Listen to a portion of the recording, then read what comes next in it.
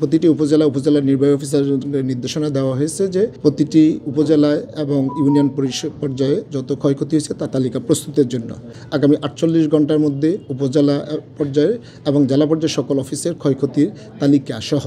এবং ক্ষয়ক্ষতির পরিমাণ সহ আমাদের দাখিল করা হলে তখন আমরা সার্বিকভাবে সরকারের সংশ্লিষ্ট কর্তৃপক্ষকে জানাবো এবং আপনাদের নিকট উপস্থাপন করব। ভূমিকম্পের আগাম কোনো পূর্বাভাস পাওয়া যায় না, তবে অনেক ক্ষেত্রে কিছু দুষ্কৃতিকারী বা জনস্বার্থ হননকারী ব্যক্তিবর্গ ফেসবুক বা বিভিন্নভাবে মাইকিং অপপ্রচারের মাধ্যমে জনগণকে বিভ্রান্ত করে, যার কারণে কিছু সমস্যা সৃষ্টি হয়। আমরা এইসব ক্ষেত্রে জনসচেতনতা সৃষ্টির জন্য মিডিয়া এবং সংশ্লিষ্ট সকলের সহযোগিতা কামনা করছি এবং উপজেলা নির্বাহী অফিসার এবং সকল সংশ্লিষ্ট বিভাগসমূহকে এবং পুলিশ বিভাগ সহ আইনশৃঙ্খলা বাহিনীকে নির্দেশনা দিয়েছি যে আপনারা এসব বিষয়ে যাতে জনগণ বিভ্রান্ত না হয় এবং জনস্বার্থ ক্ষতিকর কোনো কিছু না ঘটে সেজন্য